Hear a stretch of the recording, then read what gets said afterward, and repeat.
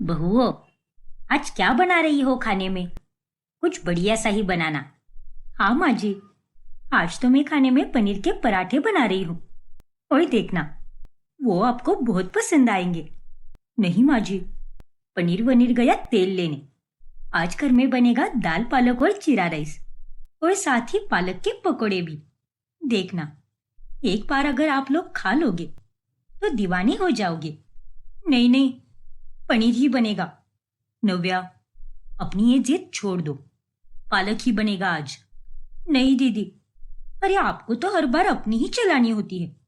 हाँ, क्योंकि मैं तुमसे उम्र और रिश्ते में दोनों में बड़ी हूँ। पिछले 2 दिन से घर में बहुत बार पनीर बन चुका है, इसलिए अब बारी है मेरे प्यारे पालक की। प्यारे पालक? अरे इसका तो नाम सुनकर ही अजीब सा होने लगा है मुझे। हाँ, तो मुझे भी वैसा ही महसूस होता है जब मैं पनीर का नाम सुनती हूँ। अब ज्यादा बहस मत कर मेरे साथ नव्या। करूंगी मैं दीदी। अरे आपकी गुलाम थोड़ी ना हूं जो आपका हर कहना मान लूं। 100 बात की एक बात, आज घर में पनीर ही बनेगा, बाकी मैं कुछ नहीं जानती। अरे चुप रहो तुम, पालक ही बनेगा। आप ही चुप हो जाओ दीदी, आज तो घर में पनीर ही बनेगा। दोनों देवरानी और जेठानी को इस तरह लड़ते हुए देखकर मेघना को बहुत गुस्सा आता है। अरे बस बस करो तुम दोनों। दोनों के दिमाग में भूसा भर गया है क्या? रोज रोज खाने को लेकर कलेश करती रहती हो। अगर तुम दोनों ही इतना झगड़ा करती रहोगी तो घर में सुख शांति कैसे बनी रहेगी? तो आप ही दीदी को समझाइए ना माँ जी। मुझे पालक बिल्कुल भी नहीं पसंद। हाँ, तो मुझे भी पनीर नहीं पसंद है। जेठानी का पालक और देवरानी का पनीर। अरे तुम दोनों की पसंद नापसंद से मैं पक गई हूँ। अरे जरा हम घर वालों का भी ख्याल किया करो ना। जब नव्या का मन होता है तब वो पनीर बनाती है, और जब प्रीति का मन होता है तब वो पालक बनाती है। अरे पालक और पनीर के सिवाय तुम दोनों को कुछ दिखता भी है क्या? माँ जी, मुझे पनीर पसंद है, खाने में भी और बनाने में भी। इसीलिए मैं पनीर बनाती हूँ, और उसी तरह मुझे पालक भी पसंद है। धन्य हो तुम दोनों। जाकर अपना अपना खाना बनाओ। अब तुम दोनों को मैं क्या ही बोलूं, 1000 बार समझा चुकी हूँ, लेकिन तुम दोनों कभी नहीं सुधरने वाली। एक तरफ नव्या पनीर बनाती है तो दूसरी तरफ प्रीति पालक बनाती है।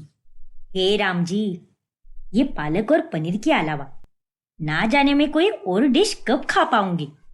ना ही सिर्फ मेघना, बल्कि उसके बेटे रजत और कपिल भी नव्या और प्रीति के इन नखरों से परेशान हो जाते हैं। नव्या, आज फिर से पनीर टिक्का। यार ये पनीर हमारी जिंदगी से कब जाएगा? हर 2 दिन में पनीर या तो पालक। हद है यार। और नहीं तो क्या प्रीति, पालक के अलावा भी इस दुनिया में ढेर सारी सब्जियां हैं, तो तुम दोनों उसे क्यों नहीं बनाती? जो बना है चुपचाप खा लो। अरे वही तो करते आ रहे हैं कितने दिनों से। हमारी चलती ही कहां पर है इस घर में?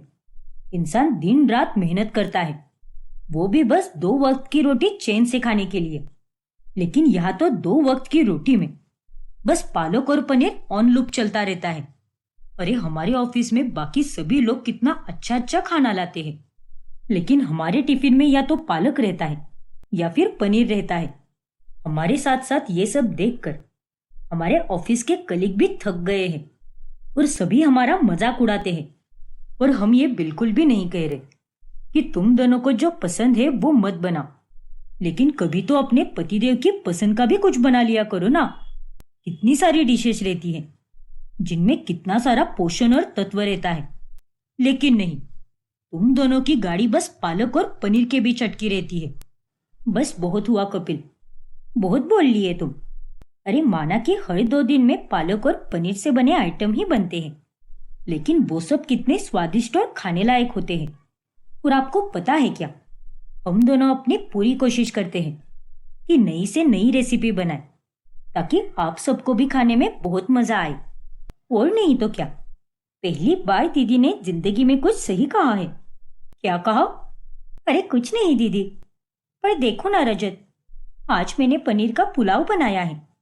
और कपिल भैया, आप दोनों को तो मजे से पदार्थ खाने चाहिए, क्योंकि पनीर तो हर डिश का राजा होता है, और पनीर के स्वाद के आगे बाकी सारे पदार्थ का स्वाद फीका ही रहता है। पर ये पालक तो एकदम नालायक है। क्या? अरे पागल औरत, ये फालतू की डायलॉगबाजी बंद कर। हंसना भी नहीं आया। बड़ी आई मेरे पालक को नाम रखने वाली। अरे पागल औरत, मैं नहीं, आप हो दीदी। जरा आईने में अपनी शक्ल देख कर आइए। पागल खाने से छूटी हुई पेशेंट लग रही हो आप। क्या कहा? अरे बाबा, माफ कर दो हमें, हमसे बहुत बड़ी गलती हो गई। और नहीं तो क्या, हमें जरा सुकून से खाने दो। जो बनाना है बनाती रहो, लेकिन प्लीज ये झगड़ा बंद कर दो और शांति से खाना परोसो। घर वाले अब अपना सर पकड़ लेते हैं। ऐसे ही एक दिन, कपिल, रजत, चलो आज हमें रचना बेटी की शादी का न्योता आया है। इन दोनों नालायकों को खाने दो अपना पालक और पनीर। इतने दिनों बाद बाहर मुफ्त का खाना ठूसने का सुनहरा मौका मिला है और इसे हम हाथ से नहीं गवाएंगे। हाँ माँ, सॉलिड आइडिया है। जल्दी चलो, आज तो मस्त मस्त खाना खाकर ही आएंगे। वही तो, इन दोनों के कारण पालक और पनीर खा खाकर हमारा दिमाग खराब हो गया है। लेकिन आज शादी में अलग अलग प्रकार के आइटम खाकर मेरा दिल तो गार्डन गार्डन हो जाएगा। मेरे मुंह में तो अभी से पानी आ रहा है। फिर तीनों शादी में जाकर दबाक कर खाते हैं और लगभग आधा फूड काउंटर ऐसे ही खाली कर देते हैं। फिर घर आने के बाद वो तीनों सो जाते हैं और उन्हें देखकर नव्या और प्रीति हैरान रह जाती है। अरे इन तीनों को क्या हो गया है और ये ऐसे क्यों सो गए हैं, जैसे कि कोई नशा करके आए हो। अरे आज तो मैंने स्पेशल पनीर बॉल बनाए थे दीदी, माँ जी को बहुत पसंद है ना वो। और आज मैंने पालक रोल बनाए थे, लेकिन ये लोग तो आते ही लुढ़क गए। जाने दो, कल खिला देंगे हम इन्हें। हाँ दीदी, अब वही करना पड़ेगा। अब घर वाले बस मुफ्त में खाना खाने का मौका ही ढूंढते रहते हैं। कभी किसी पार्टी में तो कभी किसी की शादी में जाकर वो लोग अपनी अलग अलग प्रकार का खाना खाने की इच्छा पूरी कर लेते हैं। फिर एक रोज जब मेघना एक बर्थडे पार्टी में जाती है, तभी वो लगातार खाना ही ठूसती रहती है। अरे वाह, क्या मलाई कोफ्ता बना है, और ये रबड़ी, ये तो सोने पे सुहागा है। इन्हें खाकर तो मेरा मन तृप्त हो गया। अरे अरे मेघना, जरा आराम से खाना खा, कहीं गले में ना अटक जाए। मेघना, तू तो इस मोहल्ले की सबसे अकड़ू सदस्य हुआ करती थी, जो किसी के भी कार्यक्रम में इतनी जल्दी नहीं आती थी। लेकिन अब तो चाहे कोई भी पार्टी क्यों ना हो या फिर कोई दूसरा कार्यक्रम, तू तो सबसे पहले मुंह उठाकर चली आती है और यूं बेशर्मों की तरह खाना ठूसने लगती है, जैसे कि तू जन्मों की भूखी हो। लगता है इसकी बहुएं इसे ठीक से खाना ही नहीं देती, इसीलिए यहाँ पर आकर खाना ठूसती रहती है। क्यों रे निकम्मी हो, तुम दोनों को इतनी आग क्यों लगी है? ये पार्टी तुम्हारी है क्या? नहीं ना? अरे ऐसी पार्टी देने की तो तुम दोनों की हैसियत भी नहीं है। अरे तुम दोनों तो बस दूसरों की पार्टी में जाकर उन लोगों का मजाक उड़ाने में माहिर हो, और कुछ आता भी है क्या तुम्हें? गवार कही कि ए मेघना, तमीज से पेश आओ हमारे साथ। अरे तमीज मेरी जूती तुम्हारे पापा जी का नहीं खा रही, जो तुम दोनों मेरे खाने पीने पर सवाल कर रही हो। और मुझ में कभी कोई अकड़ बिल्कुल नहीं थी। वो तो मैं तुम जैसी नागिनों के पास जल्दी नहीं आती थी, क्योंकि मुझे अच्छे और सच्चे लोग ही पसंद है, ना कि तुम दोनों की तरह जहरीले और जल कुकड़े लोग। क्या? ज्यादा क्या क्या मत कर और चल दफा हो जा इधर से। भूल मत, जिसकी पार्टी है वो मेरी खास सहेली है, और उससे बात कहकर तुम दोनों को लात मारकर भगा दूंगी मैं यहाँ से। पर मैं तुम दोनों की तरह नहीं हूं, इसीलिए माफ कर रही हूं। अब हट जाओ यहाँ से, वरना आज मेरे मुंह से इतना गंध निकलेगा जिसे सुन सुनकर तुम दोनों के कान में से धुआं निकल आएगा। मेघना की ये तीखी बातें सुनकर वो दोनों औरतें वहां से चली जाती हैं, लेकिन फिर भी मेघना का दिमाग गर्म ही रहता है और वो घर जाकर अपना सारा गुस्सा अपनी बहुओं पर उतारती है। आ गई हमारी प्यारी सासू माँ, चलिए हाथ मुंह धो लीजिए और जल्दी से बैठ जाइए। मैंने आज पनीर भुर्जी बनाई है, वो भी एकदम अलग स्टाइल में, और साथ में नान भी बनाया है। और मैंने पालक का साग बनाया है माँ जी, एकदम कंटाप बना है, खाओगी तो पागल ही हो जाओगी। अरे नहीं दीदी, मैंने पहले कहा ना, तुम आज ही सबसे पहले मेरे ही हाथ का खाना खाएगी। नहीं नव्या, माँ जी पहले मेरे हाथ का खाना खाएगी। नहीं नहीं नहीं, सिर्फ मेरे हाथ का ही खाना खाएगी। अरे बस करो तुम दोनों, सत्यानाश हो तुम दोनों का। दिन रात बस मेरे कान के पास आकर चिल्लम चिल्ली करती रहती हो। मन तो करता है कि तुम दोनों का मुंह तोड़ दूं। मुझे कुछ नहीं पता। अरे इस महारानी नव्या को पनीर पसंद आता है और पालक नहीं पसंद। वही इस बेवकूफ प्रीति को पालक नहीं पसंद और जी भर के पनीर खाती रहती है। इसलिए तुम दोनों के बीच में हमारी चटनी बन रही है। अगर तुम दोनों इन सब के अलावा भी कुछ और खाना बनाती तो हमें कहीं और जाकर खाने की नौबत ही नहीं आती। अरे तुम दोनों का इस घर की बहू होने का क्या फायदा है, जबकि कोई ढंग का खाना भी नहीं बना सकती। एक तो मैं नौकरानी भी नहीं लगा सकती। उनके भाव इतने बढ़ गए हैं कि पूछो ही मत। मेघना को इतने गुस्से में देखकर नव्या और प्रीति चुपचाप खड़ी रहती है और वो उन्हें कुछ भी नहीं बोलते। फिर अगले दिन जब उसका गुस्सा ठंडा हो जाता है, तभी बहू, तुम दोनों एक काम क्यों नहीं करती? आज पालक पनीर ही बना दो ना, वो भी एक साथ मिलकर। पालक पनीर, वो भी दीदी के साथ? ना बाबा ना। हाँ माँ जी, मुझे भी इसके साथ खाना बनाने में कोई दिलचस्पी नहीं है। और वैसे भी मुझे पनीर से सख्त नफरत है, तो पालक पनीर बनाना तो दूर की बात है, मैं उसे बनाने के बारे में सोचूंगी भी नहीं। और ठीक उसी तरह मुझे पालक से नफरत है, इसलिए मैं भी नहीं बनाऊंगी पालक पनीर। पनीर से बनने वाले कोई भी डिश का नाम बता दो माँ जी, वो मैं आपको यूं बनाकर खिला दूंगी। मेघना अब अपना सर पकड़ लेती है और अब वो खुद ही खाना बनाने लगती है। अरे माँ जी, आप खामोखा क्यों दिक्कत ले रही हो? हम बना देंगे ना खाना। अरे तुम दोनों निगोड़ी हो तो चुप ही रहो और बनाती बैठो अपना पालक और पनीर। मैं अपने और अपने बेटों के लिए अलग से खाना बनाऊंगी, क्योंकि अब हमने अगर पालक या फिर पनीर खाया तो पक्का हमारी मौत हो जाएगी। अब अगले 4 दिनों तक मेघना ऐसे ही रोजाना खाना बनाती है। फिर 5वें दिन अब तो मुझे ऐसे लग रहा है जैसे कि ये दोनों मेरी सास है और मैं इनकी बहू हूँ, जो इनकी सेवा में लगी हूँ। लेकिन अब बस बहुत हो गया। मैं क्यों रोज रोज खाना बनाऊं? मुझे इन दोनों की अकल ठिकाने पर तो लानी ही होगी।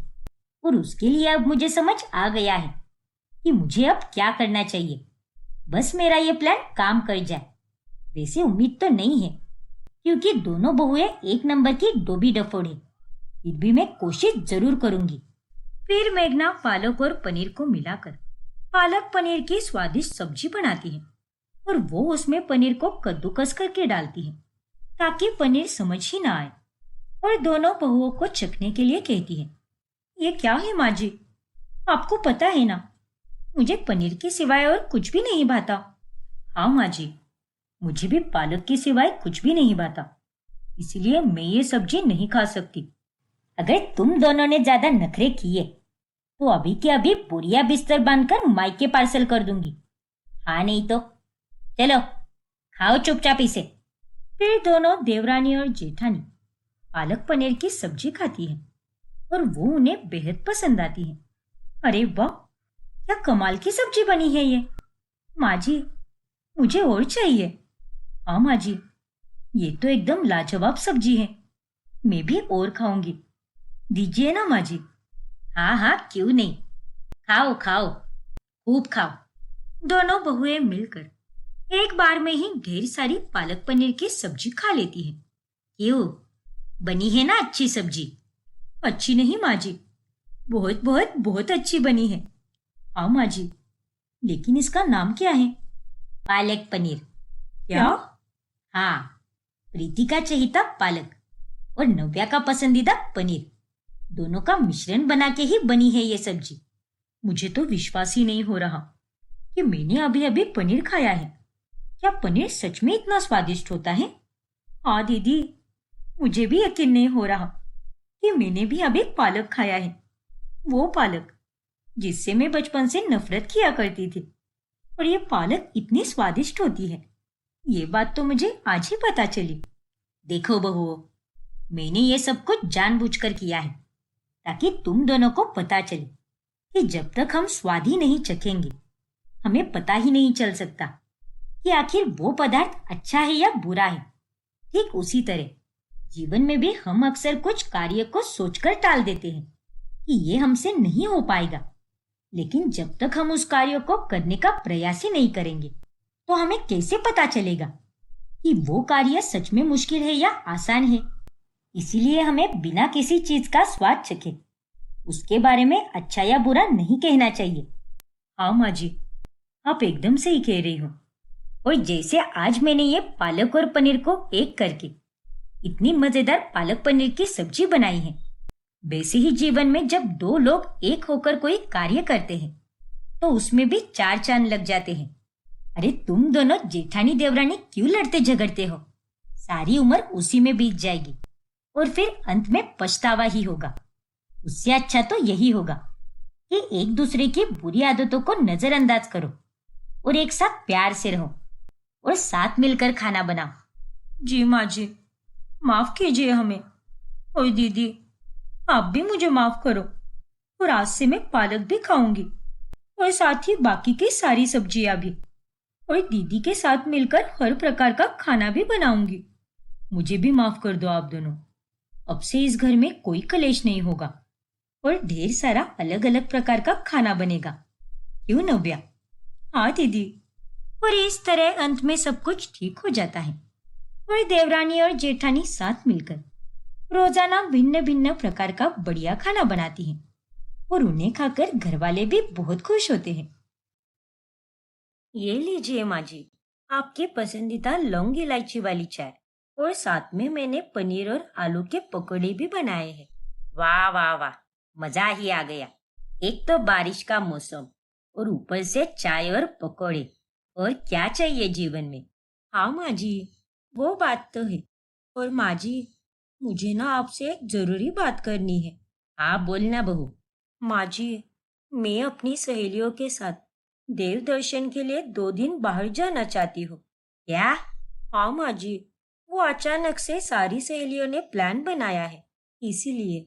अरे पागल वागल हो गई है क्या? हमारी घर की बहू है, यूं बाहर जाकर सैर सपाटा नहीं करती। तू कहीं नहीं जाएगी। अगर तुझे कहीं जाना है तो केवल हम घर वालों या तेरे मायके वालों के साथ जा सकती है। लेकिन माँ जी। बस एक बार मैंने कह दिया ना, अब ये विषय यहीं पर खत्म होना चाहिए। बेचारी प्रिया अपनी सास रत्ना के सामने चुप हो जाती है। प्रिया के ससुराल में उसे हर बात पर रोक टोक की जाती है और वो लोग उसके साथ अच्छे से बर्ताव भी नहीं करते। क्या हुआ प्रिया? तू आ रही है ना हमारे साथ देव दर्शन यात्रा में? ओह मयूरी, दरअसल वो क्या माँ जी, तेरे ससुराल वालों ने भी निकिता के ससुराल वालों की तरह मना कर दिया क्या? अरे राम, सच में पता नहीं ये ससुराल वाले ऐसे क्यों होते हैं। अरे नहीं मयूरी, ऐसा कुछ भी नहीं है। मेरे ससुराल वालों ने मुझे मना नहीं किया है। वो क्या है ना, मेरी सास की तबीयत कुछ ठीक नहीं है, इसीलिए मैं खुद से ही चाहती हूँ कि मैं उनकी सेवा करूँ और उनकी सेवा छोड़कर वहां पे देव दर्शन करूंगी तो ये भी तो सही नहीं होगा ना। लेकिन तुझे पता है क्या, माँ जी मुझसे कह रही थी कि तू मेरी चिंता मत कर, 2 दिन की क्या बात है, जाकर 20 दिन घूम के आ। क्या इतनी अच्छी है तेरी सास? हाँ मयूरी, मेरी सास तो बहुत ही अच्छी है। वो मुझे बहू नहीं मानती बल्कि अपनी बेटी मानती है। क्या बात है प्रिया, तेरी सास तो बड़ी अच्छी है। और यहाँ पे हमारी सास है जिनसे बात मनवाने के लिए हमें 100 बार हाथ पांव जोड़ने पड़ते हैं। अरे रे रे, बेचारी प्रिया सबके सामने बस अपने ससुराल वालों की अच्छाई ही करती है। फिर एक दिन, नीरज जी, मुझे नई साड़ियाँ खरीदनी है। मेरे पास गिन चुनकर बस 4 से 5 ही साड़ी बची है और बाकी की साड़ियाँ तो तीज त्योहारों में पहनने के लिए रखी है। रोजमर्रा के लिए मेरे पास बहुत कम साड़ियाँ हैं अभी। हाँ तो उसमें क्या हुआ, 4 से 5 साड़ियाँ भी बहुत होती है और तुम्हें थोड़ी ना कोई देखने आने वाला है। दिन भर तो घर में ही रहती हो। और बस गली बाजार तक ही आना जाना होता है तुम्हारा। पर नीरज जी। बस प्रिया, एक तो ऑफिस के काम से पहले ही मैं पक गया हूँ और तुम मुझे अब मत पकाओ। चलो जाओ, मेरे लिए खाना लगा दो। मैं अभी आता हूँ मुंह हाथ धोकर। ठीक है नीरज जी। प्रिया बिना कुछ कहे नीरज का खाना लगाने लगती है। ऐसे ही एक दिन जब वो बाजार में सामान की खरीदारी करने गई होती है, तभी अरे प्रिया, तू यहाँ बाजार में क्या कर रही है? क्या यामी तू भी? बाजार में मैं सब्जी और कुछ सामान खरीदने आई हूँ। तू बता। अरे मैं तो यहाँ बस अपने एक रिश्तेदार से मिलने जा रही थी। वैसे पिछली मुलाकात में तूने कहा था कि तेरे ससुराल वाले तो बहुत ही अलग और अनोखे हैं, तुझे किसी चीज की भी कोई कमी नहीं पड़ने देते। फिर आज तूने ये मामूली सी साड़ी क्यों पहनी है और तू क्यों खरीदारी करने आई है? अरे यामी, वो बारिश का मौसम है ना, तो बारिश से कहीं मेरी सुंदर साड़ी खराब ना हो जाए, इसीलिए मैंने आज ये सादी साड़ी पहनी है। वरना तुझे तो पता ही है कि मैं कभी इतनी हल्की फुल्की साड़ी नहीं पहनती। और रही बात काम की, तो मुझे घर में कोई काम ही नहीं करने देता। वो तो आज नौकरानी की बेटी की तबीयत खराब है ना, इसीलिए सामान खरीदने मुझे आना पड़ा। सही है यार, ससुराल वाले हो तो तेरे ससुराल वालों जैसे, जो अपनी बहू को सर आंखों पर बिठा कर रखते हैं। वो तो है। फिर यामी वहां से चली जाती है। चाहे कुछ भी हो जाए, लेकिन मैं अपने ससुराल वाले कैसे हैं ये किसी को भी नहीं बताऊंगी, फिर चाहे जो भी हो जाए। फिर एक दिन जब मदर्स डे होता है, तभी हाँ मयूरी, यामी ने मुझे बताया था। चलो अच्छा है, तुम सबकी यात्रा अच्छी रही। हाँ प्रिया, लेकिन हमने तुझे बहुत याद किया वहां पर। काश तू भी आ पाती, तब तो हमें और भी मजा आता। अरे कोई बात नहीं मयूरी, इस बार तो मैं नहीं आ पाई, लेकिन इसका मतलब ये थोड़ी ना है कि अगली बार भी मैं नहीं आऊंगी। तुम देखना, अगली बार में हम सब साथ में जाएंगे। आओ प्रिया, वो तो है। वैसे आज मदर्स डे के लिए तूने अपनी सास की फोटो स्टेटस पर लगाई है। क्या बात है, बड़ा प्यार आ रहा है अपनी सास पर। हाँ मयूरी, अब मेरी सास है ही ऐसी, तो क्यों नहीं लगाऊंगी उनकी फोटो। जितना प्यार मुझे मेरे मायके में नहीं मिला, उससे कई ज्यादा प्यार मुझे ससुराल में मिला है। हाय, काश उस ससुराल में तेरी जगह पर मैं बहू बनकर जाती, तो क्या ही बात होती है ना। चुप, पगली कही की। माँ जी हमेशा डॉटर्स डे के लिए मुझे भी बधाई देती है और तोहफे भी, इसीलिए आज तो मैंने भी उनके लिए तोहफा लाया है। अरे वाह, ये तो बड़ी कमाल की बात है। प्रिया सबको ऐसे ही झूठ पे झूठ बोलती ही जाती है। फिर एक दिन जब प्रिया के पिताजी का जन्मदिन होता है, तभी माँ जी, नीरज जी, आज मेरे पिताजी का जन्मदिन है, तो आप दोनों भी चलिए ना वहां पर, उन्होंने तो आपको भी बुलाया है। अरे नहीं नहीं, हम नहीं जाएंगे वहां पर। हाँ, मुझे ढेरों काम पड़े हैं और मेरे पास इतना फालतू का समय भी नहीं है। पर नीरज जी, हमें थोड़ी ना वहां पर पूरा दिन जाना है, बस 2-3 घंटों में आप फ्री हो जाओगे और आपकी मौजूदगी से पिताजी को भी बहुत खुशी होगी। ले चलिए ना। अरे कहा ना एक बार, हम लड़के वाले हैं, और हम अगर लड़की वालों के पास ये छोटे मोटे कार्यक्रम के लिए आते जाते रहेंगे तो हमारी क्या इज्जत रह जाएगी। और वैसे भी हम अपनी हैसियत के नीचे वाले लोगों के पास नहीं जाते हैं। ठीक है माँ जी, कोई बात नहीं। प्रिया को रत्ना और नीरज की बातों का बहुत बुरा लगता है, लेकिन उसके बावजूद भी वो अपना गम छुपाकर अपने मायके चली जाती है। जन्मदिन मुबारक हो पिताजी, ये आपके लिए। अरे वाह बिटिया, बहुत बहुत धन्यवाद। पर ये तोहफा लाने की क्या जरूरत थी बेटा? क्या जरूरत मतलब? पिताजी, आज आपका जन्मदिन है। अरे प्रिया बेटी, समधन जी और जमाई सा, वो दोनों कहाँ पर है? अरे मधु, वो दोनों रास्ते में ही होंगे, आते ही होंगे अभी। नहीं पिताजी, वो दोनों नहीं आने वाले। क्या? नहीं आने वाले? लेकिन क्यों बेटा? वो दरअसल उन दोनों को अचानक से गांव जाना पड़ा। नीला मौसी की सास का देहांत हो गया है ना, इसीलिए। हे भगवान, ये तो बहुत बुरा हुआ। लेकिन प्रिया बेटी, अगर ऐसी ही बात है तो तू यहाँ पर क्यों चली आई? तुझे भी उनके साथ जाना चाहिए था। अब उन्हें कैसा लगेगा कि वहां किसी की मौत हो गई है और तू यहाँ पर अपने पिता के जन्मदिन पर मजे कर रही है। अरे नहीं माँ, ऐसी कोई बात नहीं है। मैंने माँ जी को बोला भी था कि मैं भी गाँव चलती हूँ उनके साथ, लेकिन मुझे उन्होंने ही कहा कि तू अपने मायके चली जा और अपने पिताजी की खुशियों में शामिल हो जा। माँ जी बहुत अच्छी है माँ, वो दूसरी सास की तरह बिल्कुल भी नहीं है। अरे वाह, ये तो बहुत ही अच्छी बात है बेटा।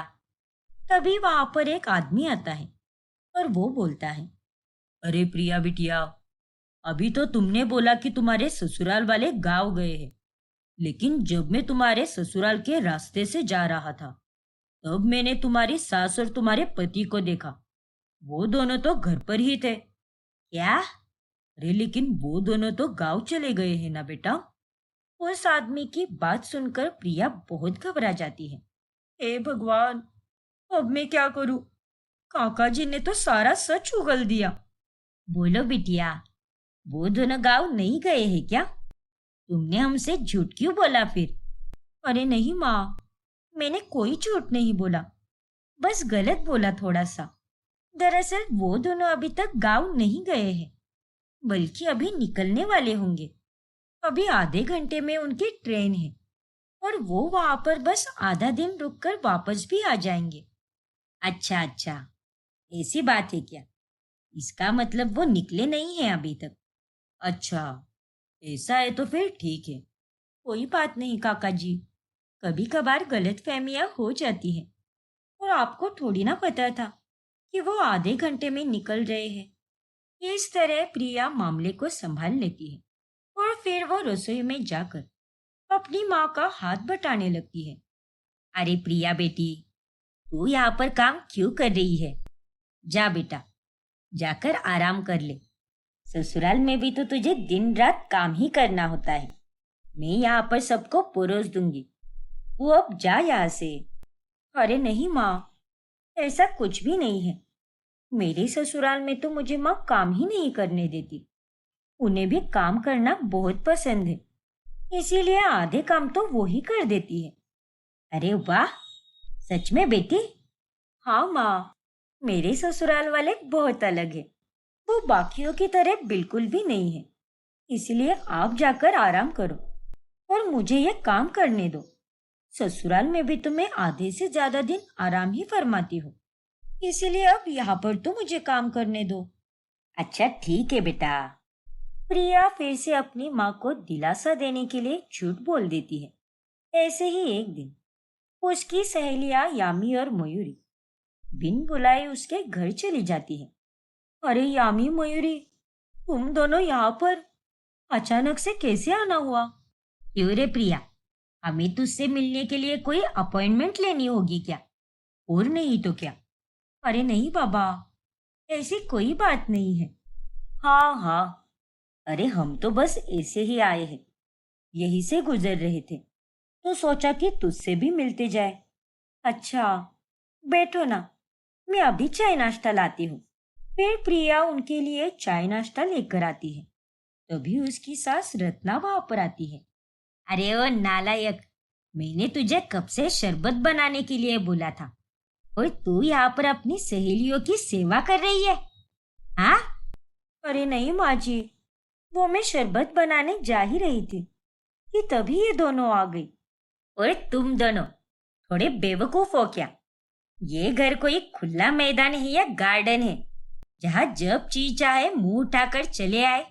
और ये क्या, इन्हें तूने ये चीनी मिट्टी के बर्तन में चाय नाश्ता क्यों दिया है? मैंने तुझसे कितनी बार कहा है, फालतू में आए लोगों के लिए कागज के कप और प्लेट में खाना देना चाहिए। पर माँ जी। पर वर मत कर और जा जल्दी से, मेरे लिए शरबत बना दे। इतना कहकर रत्ना अपने कमरे में चली जाती है यार प्रिया, तेरी सास तो एकदम हिटलर निकली। लेकिन तूने हमें क्या कहा था कि तेरी सास तेरे साथ तो एकदम माँ की तरह बर्ताव करती है, वो तुझसे खूब प्यार करती है। इसका मतलब तूने हमसे झूठ बोला। हाँ प्रिया, आज हमें तेरे ससुराल वालों का सच पता चल गया है, जिनकी हमेशा तूने इतनी अच्छाई की। आज हमें पता चल गया है कि वो लोग कितने बुरे हैं। अरे नहीं नहीं यामी, ऐसी कोई बात नहीं है। यामी और मयूरी उसकी कोई बात नहीं सुनती और वो दोनों वहां से चली जाती है। और उसके बाद में प्रिया अपने कमरे में बैठकर बिलक बिलक कर रोने लगती है। हमेशा मैंने अपने ससुराल वालों को सबसे अलग कहा, सबसे अच्छा भी कहा। कभी किसी को ये नहीं बताया कि माँ जी और नीरज जी मुझसे सीधे मुंह बात तक नहीं करते। मेरी कोई गलती ना होने के बाद भी मेरे ससुराल वाले मेरे साथ कितनी बुरी तरह से पेश आते हैं। तभी वहां पर रत्ना और नीरज आते हैं और वो दोनों प्रिया से माफी मांगते हैं। मुझे माफ कर दे बहू, मैंने तेरे साथ हमेशा बहुत बुरा व्यवहार किया, जबकि तू बाहर वालों को हमारे बारे में अच्छा ही बोलती रही। हाँ बहू, मैंने आज तेरी और तेरी सहेलियों की सारी बातें सुन ली और अब मुझे अपनी गलतियों का एहसास हो गया है। हाँ प्रिया, मुझे भी माफ कर दो। हमने तुम्हें कभी प्यार नहीं दिया, कभी तुम्हारे साथ अच्छे से पेश भी नहीं आए। और आज जब हमें तुम्हारे अच्छेपन के बारे में पता चला है तो हम खुद से नजरें भी नहीं मिला पा रहे। हम बहुत शर्मिंदा है प्रिया, प्लीज हमें माफ कर दो।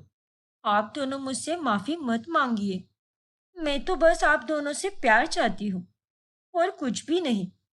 फिर प्रिया उन दोनों को माफ कर देती है और उस दिन के बाद से वो दोनों प्रिया के साथ अच्छे से पेश आते हैं और वो तीनों साथ में खुशी से रहने लगते हैं। रचना ससुराल में रहकर भी अपने मायके में रह रहे बूढ़े माता पिता का ख्याल रखती है। एक दिन की बात है।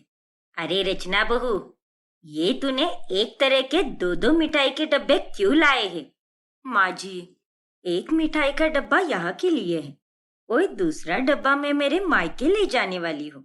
जैसे पापा जी को ये शुगर फ्री मिठाइयाँ पसंद है, वैसे ही मेरे बाऊजी को भी पसंद है, इसीलिए मैं उनके लिए ले जा रही हूँ। बहुत खूब बहू, ले जाओ, उतना ही समधी जी भी खुश हो जाएंगे।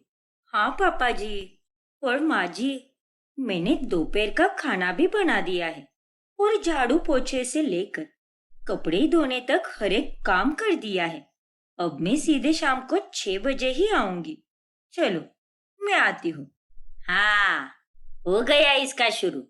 आज इसको छुट्टी है, तो ऐसा नहीं कि ससुराल में रहकर सास की सेवा कर लूं, थोड़े बहुत एक्स्ट्रा के काम कर दूं। लेकिन नहीं, इसे तो बस अपने मायके में ही रहना पसंद है। अरे माँ, अब रचना के माता पिता अकेले रहते हैं वहां पर। ऊपर से मम्मी जी हार्ट पेशेंट है, तो रचना को वहां पर जाना जरूरी भी है ना। अरे तो फिर यहाँ अपनी घर गृहस्थी कौन संभालेगा? और ये जॉब करके पैसे कमाती है, तो लगा देना वहां पर एक नौकरानी, वो संभाल लेगी इसके माँ बाप को। माँ जी, मैंने वहां पर नौकरानी पहले से रखी है, लेकिन उन दोनों को मेरे हाथ के अलावा किसी और का खाना अच्छा नहीं लगता है। और उस सब के अलावा भी बाकी बहुत सारी चीजों का ध्यान रखना पड़ता है। वो दोनों पहले ही दवाइयों पर है, इसीलिए मुझे वहां पर जाना बहुत जरूरी है। अब मैं भी उसमें क्या कर सकती हूँ? बाबूजी का खुद का बिजनेस था, कोई सरकारी नौकरी भी नहीं थी, वरना आज वहां पर उनकी पेंशन आती रहती।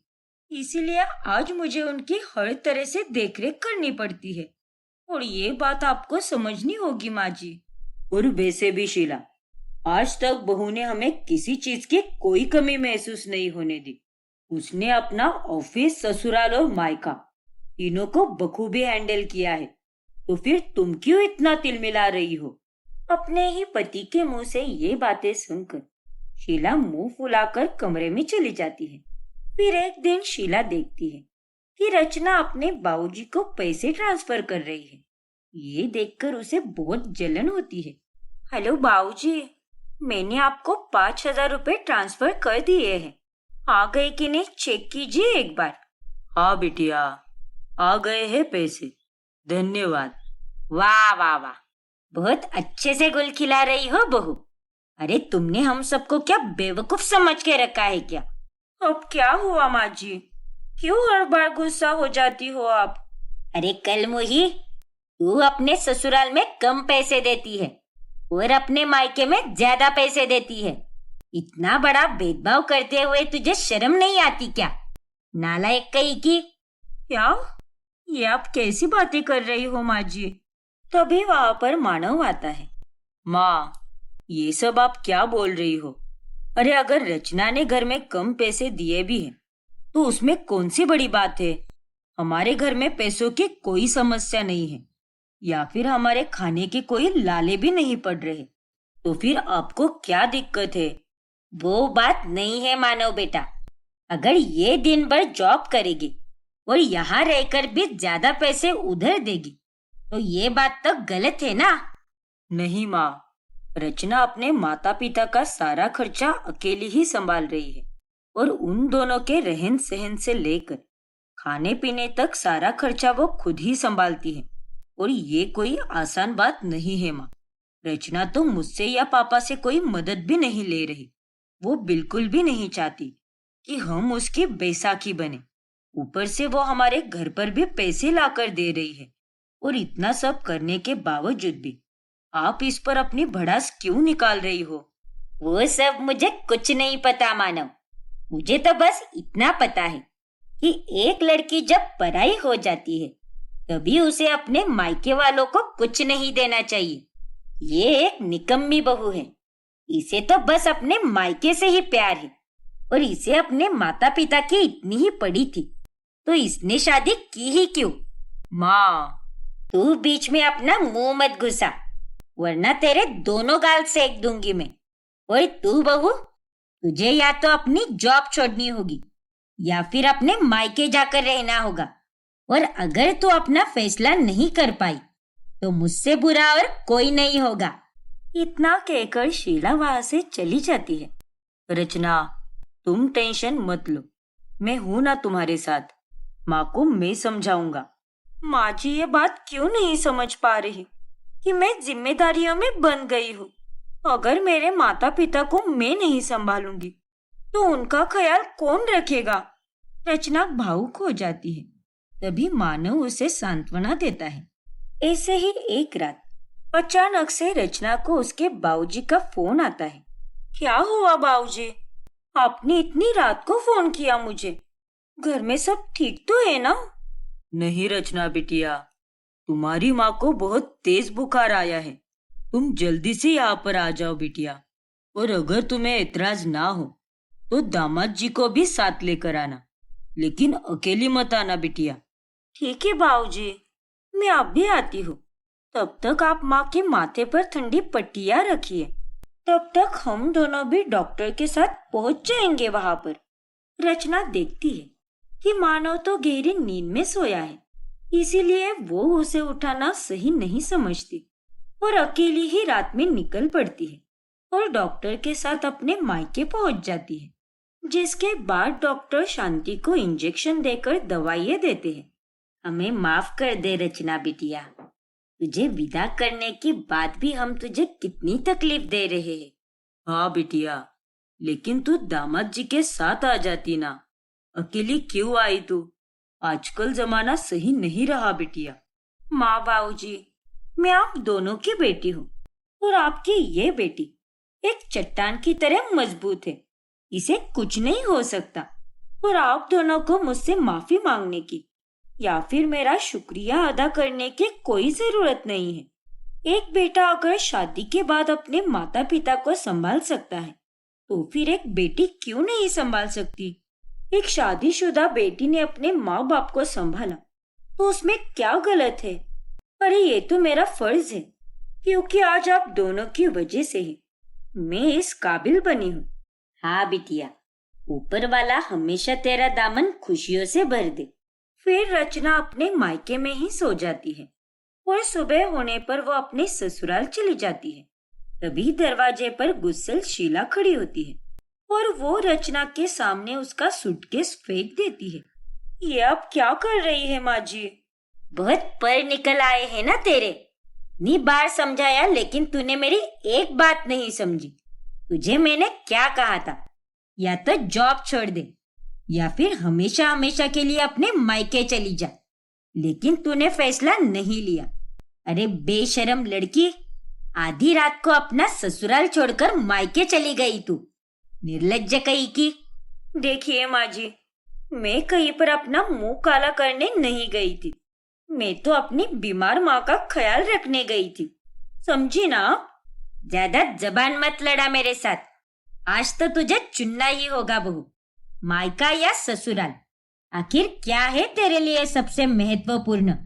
माँ जी, आप मेरे साथ ऐसा क्यों कर रही हो? आखिर आप मेरी परिस्थिति को क्यों नहीं समझ पा रही? तभी वहां पर मानव और तेजेंद्र आते हैं और वो ये सब देखकर काफी हैरान रह जाते हैं और वो रचना को घर के अंदर लेते हैं। शीला, तुम्हारा दिमाग खराब हो गया है क्या? अरे तुम जैसे अपने बहू के साथ व्यवहार कर रही हो, वैसा सलूक तो कोई अपने दुश्मन के साथ भी नहीं करता। लेकिन जी, बस बहुत हुआ अब। रचना बहू कोई गलत काम नहीं कर रही। वो तो एक अच्छी बहू होने के साथ साथ एक अच्छी बेटी होने का भी फर्ज निभा रही है। इसीलिए तुम उसे कुछ नहीं बोल सकती।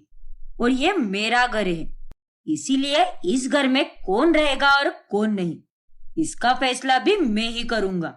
तेजेंद्र की बात सुनकर शीला चुप हो जाती है।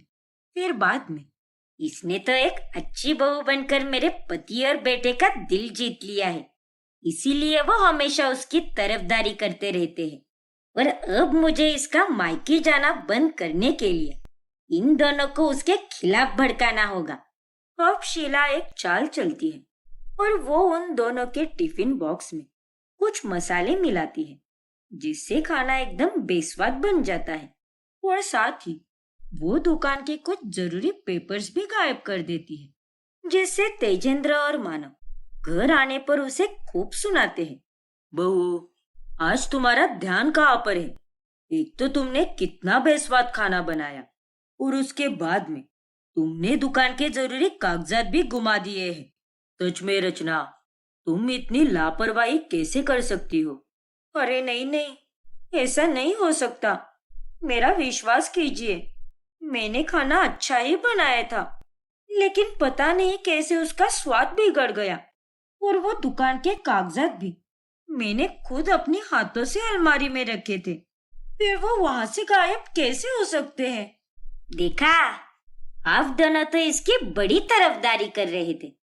अब देख लो, मायके पर ध्यान देने के कारण ये तो अपने ससुराल के कामों को ही बिगाड़ रही है। इसीलिए मैं हमेशा कहती हूँ कि इसका मायके जाना बंद कर दो। इस तरह से शीला अब मानव और तेजेंद्र को भड़काना शुरू करती है, लेकिन रचना समझ जाती है कि ये कांड शीला ने ही किया है, इसीलिए वो बाद में उसके पास जाती है। क्यों माँ जी, मिल गई क्या आपके कलेजे को ठंडक? अरे मैंने आपका क्या बिगाड़ा है? आखिर आप मुझे चैन से क्यों नहीं जीने देती? और अभी आपका कौन सा नया नाटक है? मुझे मानव और पापा जी की नजरों में बुरा बनाकर आपको उससे क्या मिलने वाला है? तो फिर तू मायके जाना क्यों नहीं बंद कर देती? अरे अपने ससुराल को संभालने की जगह पर तू अपने मायके वालों को संभाल रही है। एक बेटी को शादी के बाद अपने मायके वालों को कुछ नहीं देना चाहिए, वो पराई हो जाती है, और मायके वालों को भी उससे कुछ भी नहीं लेना चाहिए। अरे लानत है ऐसे माँ बाप पर जो अपनी ब्याही हुई बेटी का पैसा खा रहे हैं। बस कीजिए माँ जी, बहुत बोल रही हो आप। आवाज नीचे कर बहू। तभी वहां पर शीला की बेटी तानिया आती है। सही तो कह रही है रचना आपसे, आप बहुत बोल रही हो माँ। अब बस कीजिए। तानिया तू? हाँ माँ, कल रात को ही छोटे ने सब बताया है मुझे फोन पर, इसीलिए मैं आज रचना से मिलने आई थी और आते ही ये सब देख लिया। माँ, अगर भाभी के माता पिता पर आपको लानत है तो आप पर भी लानत है माँ। आपने भी इस ब्याही हुई बेटी का बहुत सारा पैसा खाया है। दूसरों पर उंगली उठाने से पहले अपने गिरेबान में झांक कर देखिए माँ कि आप कितनी दूध की धुली हो। तानिया, तू कब से इतनी बदतमीज हो गई? जब से आप बदतमीज हो गई हो माँ। चलिए, निकालिए मेरे 1.5 लाख रुपए और दीजिए मुझे सारे गहने। लौटाइए वो सारी महंगी महंगी साड़ियाँ। जो कुछ भी मैंने आपको मेरी शादी के बाद दिया है वो मुझे सब वापस चाहिए। अरे आप ही कहती हो ना कि शादी होने के बाद में एक लड़की को अपने मायके वालों को कुछ नहीं देना चाहिए और ना ही मायके वालों को कुछ लेना चाहिए। तो लौटाइए मुझे सब कुछ, अभी के अभी। क्या? तानिया के मुंह से ये सब सुनकर शीला की तो बोलती ही बंद पड़ जाती है। क्यों माँ, अचानक से आपके जबान पर ताला कैसे लग गया? नहीं दे सकती ना आप मुझे कुछ भी, तो फिर आप अपनी बहू का जीना दुश्वार क्यों कर रही हो? अरे क्या कमी छोड़ी है इसने अपने बहू धर्म को निभाने में? आपको हमेशा खुश रखा है, हमेशा आपकी सेवा की, और ये क्या गलत कर रही है? अपने अकेले और बेसहारा बूढ़े माता पिता को ही तो संभाल रही है ना। और अगर इसकी जगह पर मैं होती और मैं आप पर ध्यान नहीं देती तो आपको कैसा लगता माँ? बताइए मुझे। एक बार रचना की जगह खड़े रहकर सोचिए, फिर बताइए मुझे। नहीं तानिया बिटिया, तू सही कह रही है, मुझे बहुत बुरा लगता। तो फिर आप भाभी के साथ ऐसा बर्ताव क्यों कर रही हो? मुझे माफ कर दे रचना बहू, मेरी बेटी ने आज मेरी आंखें खोल दी है। आज तक मैंने तेरे साथ बहुत गलत व्यवहार किया है।